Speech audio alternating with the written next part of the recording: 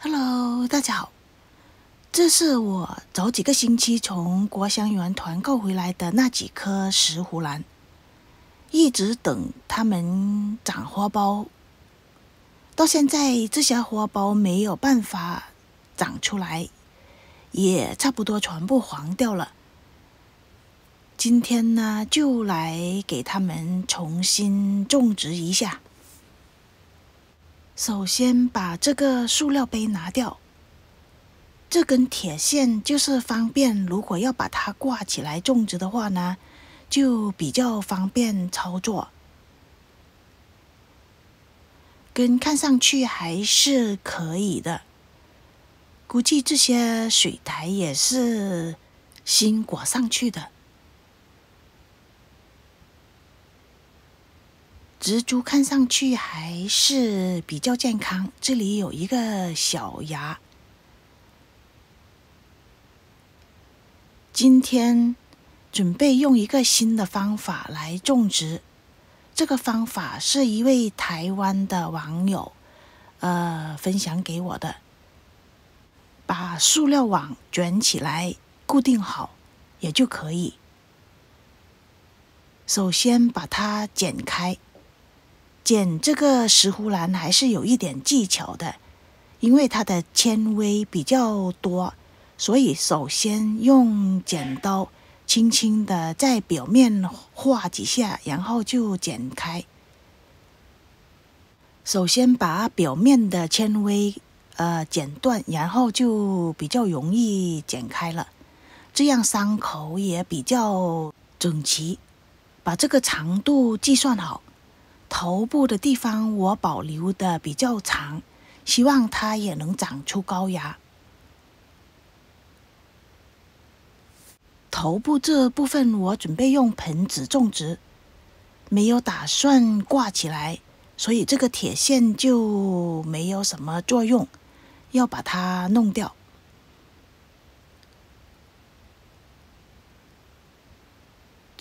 水苔还是比较新的，我也不打算把它拆散，直接在盆底里放了一点点水苔。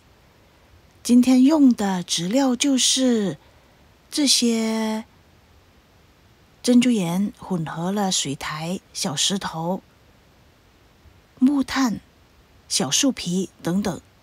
适合种植石斛兰的植料非常的多，只要它的排水性比较好，不论用陶粒、木炭、火山岩、树皮或者是水苔种植都是可以的。我的种植方法也是非常的简单，只要用植料把盆子填满也就可以了。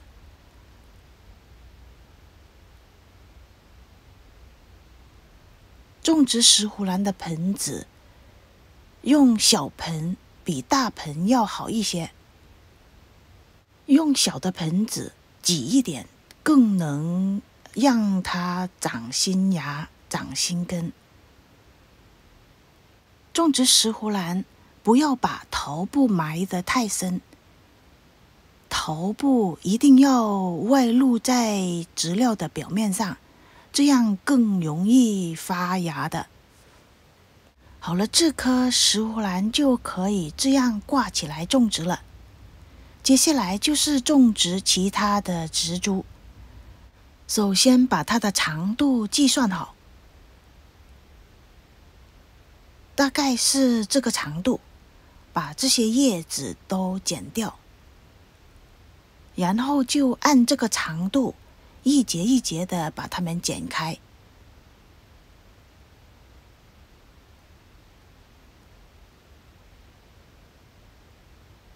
叶面这里黄掉了，发软了就不要了。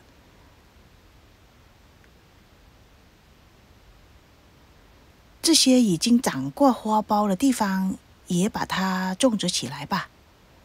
种植这种瀑布石斛的方法是要头尾对峙来种植，这样到时候发芽呢就比较均匀一些。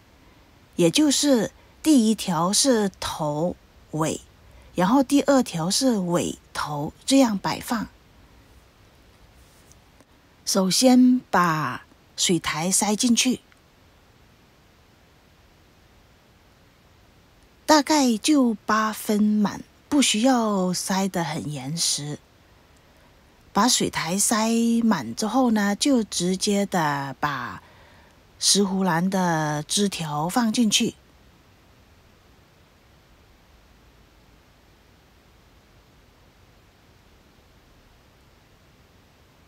操作起来也非常的容易，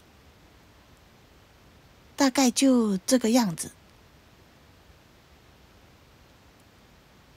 把水苔慢慢的弄均匀一些，水苔不能太松了，太松的话，枝条就不能挨着水苔，到时候湿度可能不够。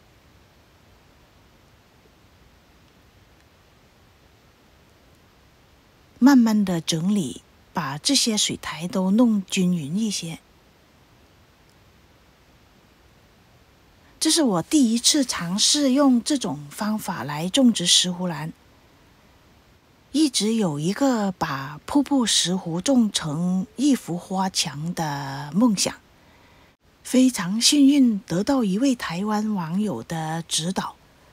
根据他分享的经验，我就这样尝试来种植。这样挂起来，经常给它做喷雾，保持这些水苔是湿润的。希望这些石斛兰发芽，然后从这些洞洞里面长出来，这些植株就会垂直的往下长，这样慢慢的就长成了一幅兰花墙了。我也把一些已经发芽的植株用同样的方法种植。这2棵待会我也是用同样的方法把它们种植起来。这棵已经开完花了，花也是非常漂亮的。这个办法跟板植也是差不多，只是里面有更多的水苔，这样保湿的程度会比较好一些。希望这些芽会继续的生长。左看右看，感觉这个挂钩是太长了，直接把它们改过来，用这种方法好像更美观更好看一些。另外的1棵也用同样的方法种植好，希望它们很快就能发芽，长出健康的植株。想象一下，1-2年之后，等到它们开花的时候呢，这里会不会变成了一幅美丽的兰花墙呢？我会继续跟大家分享它们的进展。好了，今天的视频就跟大家分享到这，谢谢您的观看，我们下次再见咯，拜拜。